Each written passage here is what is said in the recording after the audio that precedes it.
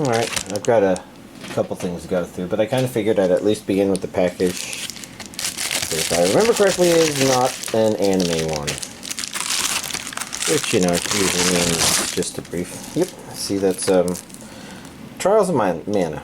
Now, if you're not familiar, this is Seiken Densetsu 3. This is actually a remake of it. Seiken Densetsu 3 was a Super Nintendo game that originally did not have a US release, but then it got released as part of the Collections of Mana stuff. Let's see, I think, well, I have a bunch of stuff here. We'll begin with this one next, just because, you know, it's big. But yeah, you know, now I've got the Switch remake for it. That's pretty cool. So, you know, this one, I do believe this is an anime series I already had, but yeah, I mean, we'll talk about it in greater detail. Let's get that receipt out of there. Let's see, this is the sticker it came with. That does not look like the ones that I've been getting before. This is, you know, I guess the thing they sent me. Interesting.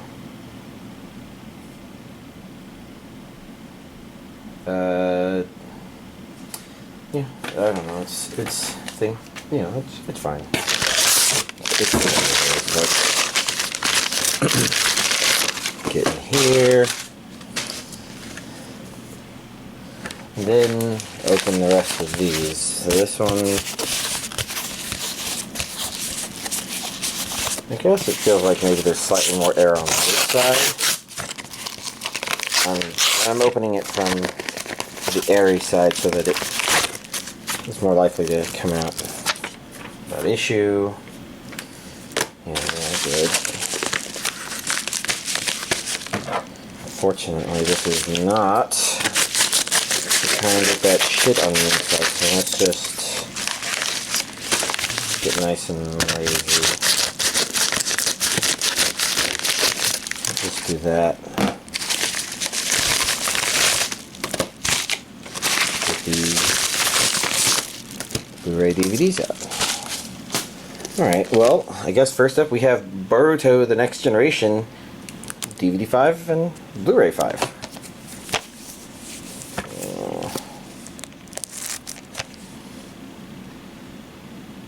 Now I think that's Gaara, Sasuke, and Handman, but I don't know.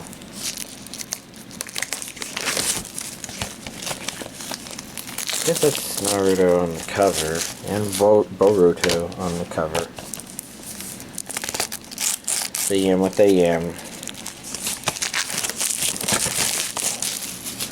Oh, let's see. Can we... Blu-ray version is Region A. It should be dubbed. Where would it say that? Not finding it. I am finding 2-disc, 14 episodes, English and Japanese audio. That's 18:9 video resolution, English subtitles with special features, storyboards, art galleries, clean opening and clean ending, which is pretty much what this lists as well. Ugh. More plastic. Didn't feel like I have to separate that. Get it started. Let's do it. Now this one, I had to start it with the fingernail or the thumbnail, whichever. Now we have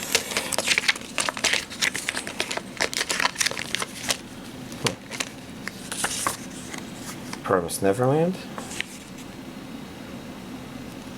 Now read the manga. Naruto. Boruto.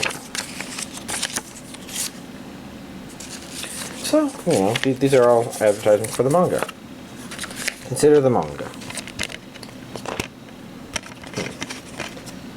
And there's Sasuke, and is that Naruto? Hard to tell because it's so yellow, but I think it's, yeah, this Naruto. Okay, just Leaf Village imagery. And the Blu-ray version is probably pretty similar, if not the same. You know, same adverts for Promised Neverland, Boruto, and I wish now there we go. So manga options. Discard is mostly the same, although the background images are not.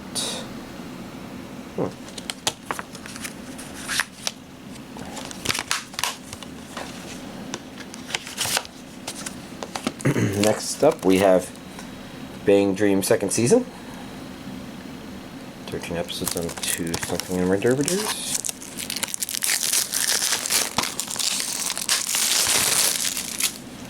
We have a Region A, English dub. Where's the special features? There. Clean opening, closing animations, and Sentai trailers. Pretty straightforward, about what I would expect. 2 discs. The plain background, you know, pretty straightforward. Next up we have Aoi-chan Can't Study. Shown.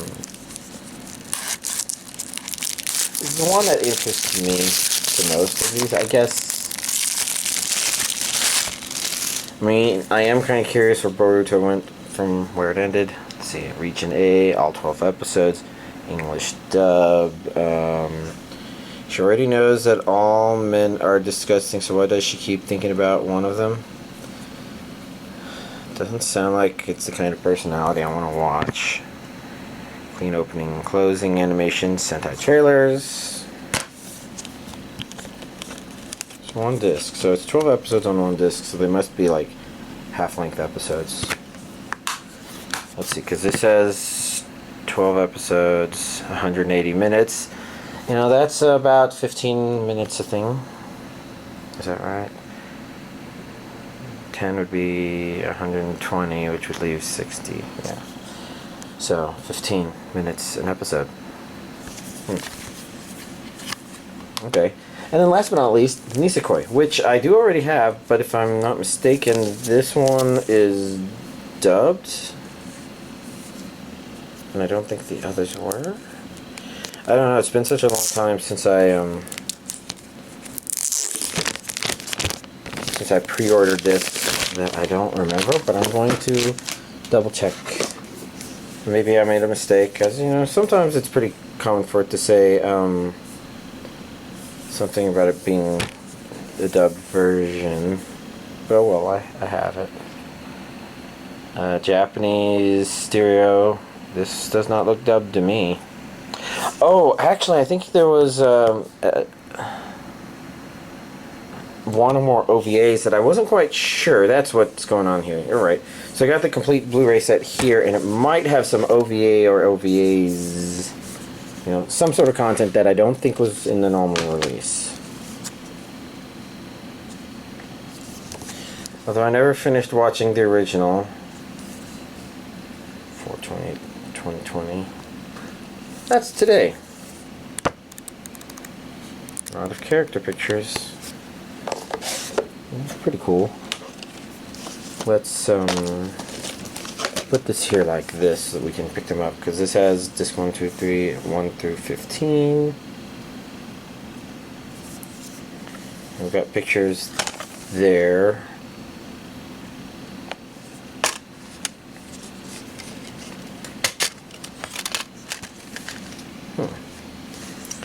The packaging seems very different from the previous stuff. Not bad. I kind of like it. It makes me want to kind of watch the series. 4, 5, and 6. Season 1 up to episode 20. Season 2 up to episode 6.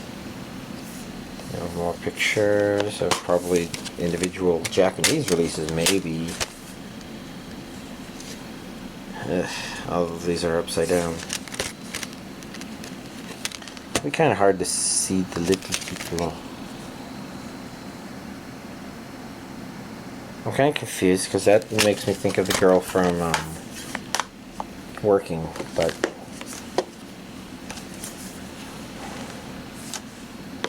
right there, is it just her and I'm not remembering the angle? I don't know. And then we got box 3, which contains the last 3 discs, some, the last 6 episodes from season 2, and then some OVAs, 4 OVAs.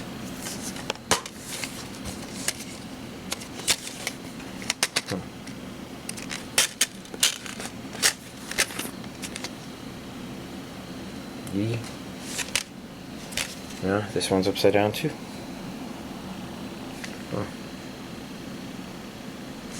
Okay, there we go. So, I don't know, it felt brief, but kind of good update. This is this week's anime DVD collection update. And I completely forgot about this. I got a Nintendo Switch Lite. Basically, this is the regular Nintendo Switch with detachable grips. And the Switch Lite, as you can see, is smaller than a Switch. The grips don't detach. Now I have this. I can trade Pokemon with myself, and I was able to transfer some items, like the Rusty Shield from my Pokemon Shield to my Pokemon Sword. Of course, I did have to buy second copies of the game on here, but that also means that I can now play through Sword and Shield whenever I want on here, so I can get myself another Zacian and have 2 of them if I ever want to do that project. I discuss the details more, but for the most part, yeah, Nintendo Switch Lite. Well, I don't think I really have anything else to update. Let's see, because the only anime I've watched this past week was, my friend who I started watching Sword Art Online Alicization with, but then I continued on so that I could give y'all a complete summary of what I had to give my complete thoughts on that. And I don't know that my thoughts have really changed rewatching some of this stuff, because a lot of the episodes he covered were stuff where I'm like, this is stuff where every episode it's like, oh yes, here's another thing you can complain about the series. Which doesn't necessarily mean that the series is unwatchable again, but it does mean that, there are going to be some people that definitely don't like the series because of these things here, because even if you like it, you'll probably think some of these things are stupid, and you'll be like, yeah, I like it despite that stupid problem. And that's fair. But, outside of that, I guess I did play, Blossom Tales is that what it was called? Well, I didn't play all of it. I played, up to, I guess, the first real boss, because there is a first boss you get to. But I guess it didn't feel like that was necessarily part of the story, but rather part of the introduction, even though that's not really. It's kind of, the first dungeon is a kind of Dungeon 0, so I guess you could say that I played up to the point where I fought the second boss of the first real dungeon. And, it's a pretty neat game. It definitely was inspired by Legend of Zelda, but it's not held down by it. There's definitely tweaks to mechanics it does. I think a really good example of this is it has bombs in it, just like Legend of Zelda has bombs. And in Zelda, bombs are their own inventory item, and that makes sense, even though it doesn't make sense that Link can carry so many. He's pretty much that's what Link is good at, is just having everything and juggling between all that stuff. Excuse me. But,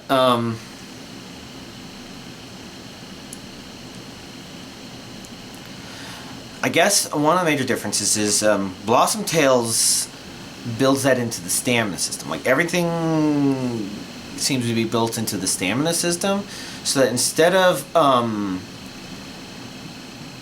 juggling and getting a whole bunch of, I need to get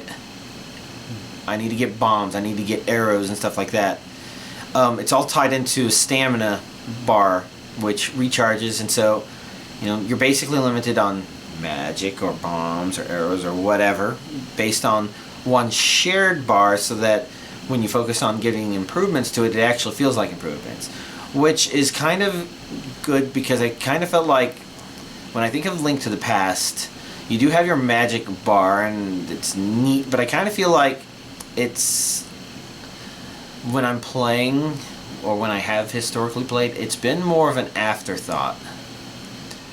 Whereas here the game kind of encourages you to continuously manage it, because everything is dependent on it and dependent on the other thing. So it works out pretty well.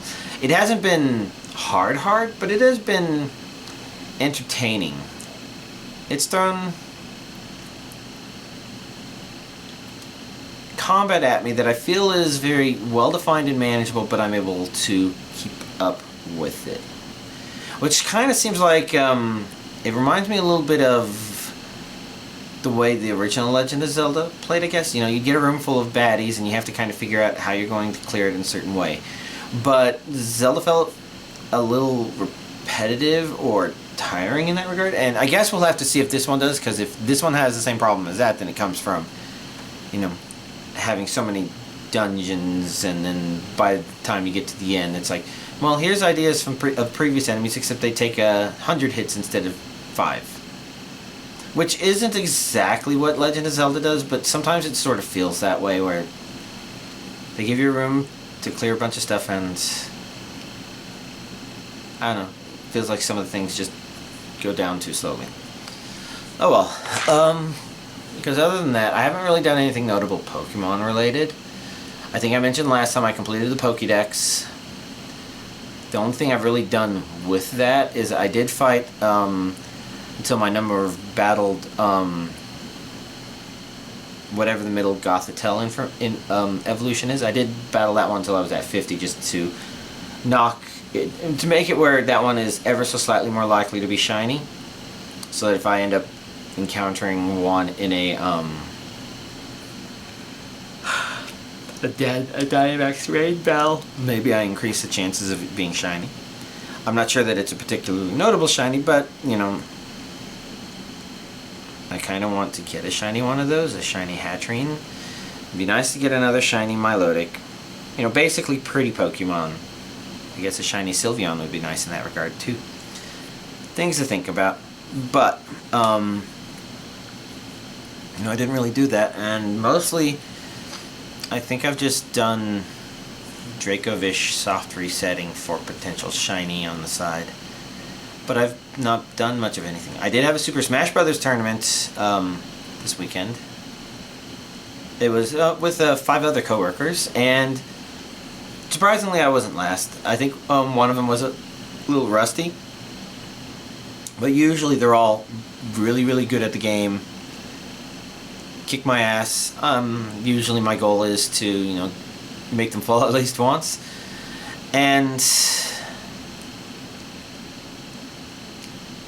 I guess that happened a good number of times. I mean, yeah, I mean, almost every battle, you know, I make them fall at least once. This is a standard 3-stock turn off half the game competitive sort of thing. But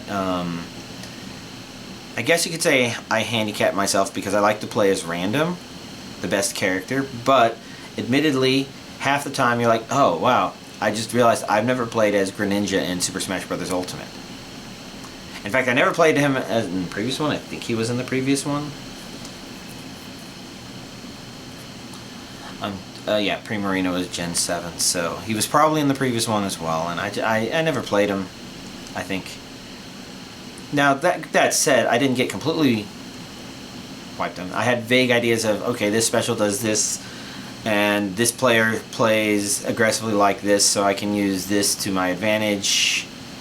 And it worked some of the time, so I you know, for a character like that, I will build up a quick resilience, but not enough to win the game. So I did win matches in which, like, I random Rosalina, you know, a top tier character, and also one of my favorite to play as, so I know how to play as her, and it's a little harder to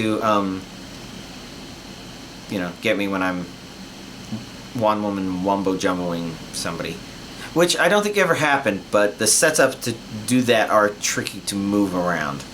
She's nice and tricky like that.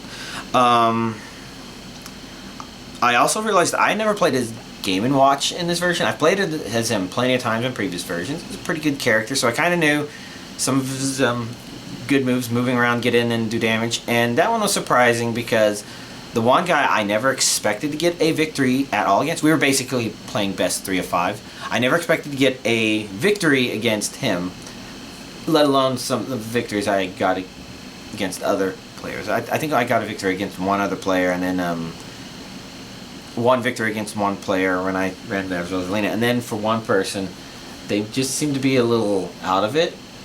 And at the same time, so usually I'm not that good at playing against human opponents that are doing good predictions, specifically with super armor stuff, because I do like to run in and try and get some stuff started. So I have this bad tendency to run into Ganondorf Warlock punches. And for whatever this time, this guy usually mains Ganondorf, and he's always been good at him. But for whatever reason, for some reason this time I just did not dumbly walk into any Warlock punches when he did it. So, you know, there were other weird things, weird hitboxes. I didn't entirely know what I was doing with some of the characters. I probably finished them off in one match with a very luckily timed side smash that probably hit him just as his iframes disappeared when he grabbed the ledge. And I guess this was Duck Hunt, and his smash just is kind of these bullet things, and I think the last hit, which is the powerful one, is slightly lower than a lot of smash attacks, so it was able to hit him even though he was hanging on the edge. It wasn't expected, but you know, there were a lot of little weird things like that. But overall, I really did enjoy playing as Random. It's like, oh, I haven't played as this character, and I'm like, well, if I had one more match, I could probably be a little more interesting with the character, but you know, stick with the Random, play more characters. It was fun. But that said, I'm not sure what else I would have to talk about. I guess, if y'all were curious what I did for my birthday, well, first of all, it was nice that the Nintendo Switch arrived on time for my birthday so I could, you know, gift myself Pokemon, which I would have done anyways, birthday or not, but, you know, on the birthday, it's like, that's pretty cool timing. And then I was able to transfer items to myself, and now I have 2 EVO Lites instead of just one, so I can have 2 Pokemon each holding an EVO Lite. They're not on the same team, but they are kind of options that are kind of around there. Anyways, little things like that. My Pokemon setup is a lot more solid, and I really do like that. I'm wondering if I'm getting close to losing the energy to keeping going. We'll just have to see, because I still have to get at least one more item. But yeah, you know, it's all... I didn't really get far enough. I know when I was playing on the Switch Lite, I think I only ever noticed an ever so slight slowdown compared to other normal gameplay on the normal Switch when the Pokédex was flipping to give me information about a Pokemon that I just caught, I think.